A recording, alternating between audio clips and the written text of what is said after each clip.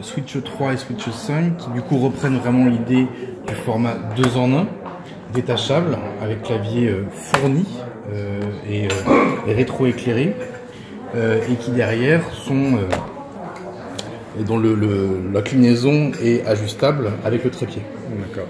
Donc jusqu'à un niveau assez bas, comme on peut le voir ici, selon l'utilisation qu'on veut en faire. Donc on peut mettre la position qu'on veut en fait, il n'y a pas plusieurs crans. Non, s'il n'y a pas de cran, c'est vraiment une résistance qui permet de le mettre vraiment à l'inclinaison qu'on souhaite.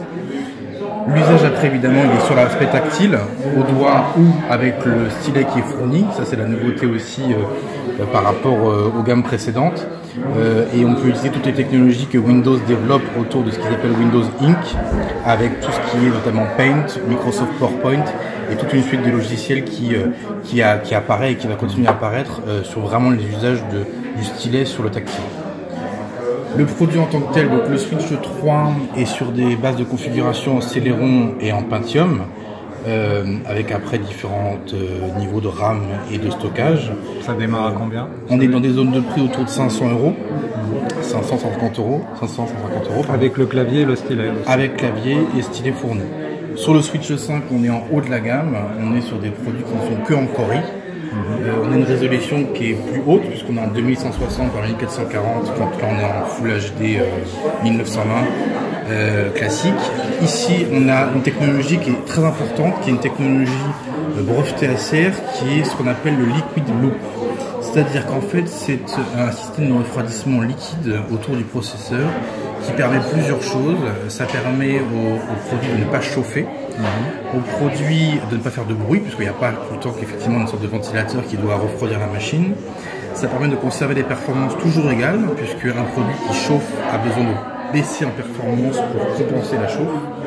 Et ça permet aussi de garder l'autonomie qui est importante, parce que pareil, un produit qui cherche tout le temps à refroidir prend plus de batterie, d'autonomie que notre produit.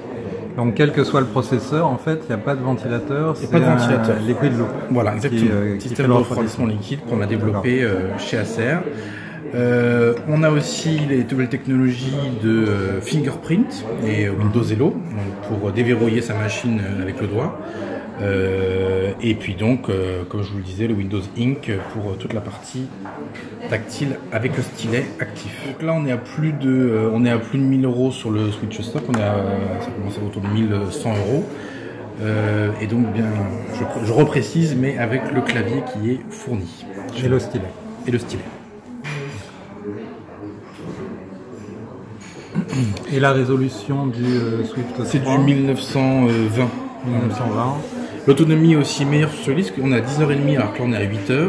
C'est le Spin 1 qui arrive et en fait qui vient compléter l'actuel Spin 1 qui n'est pas en charnière et en finition alu. Donc c'est vraiment à répondre effectivement sur des tailles d'écran ultra mobiles, donc 11 pouces et 13 pouces, et avec une super finition, toujours sur le concept 360 degrés.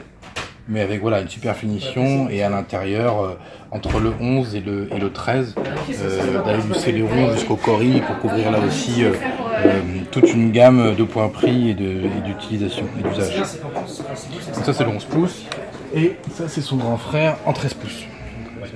Ok. Et les deux, ils démarrent à combien, vous savez? Ils sont entre 400 et 500, 600 € quoi. Et au niveau de la connectique, on est sur de quoi?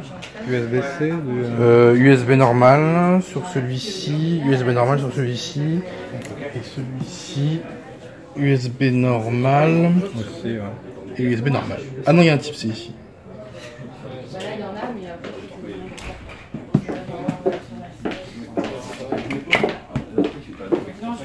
Et là, on a le U27. Ouais.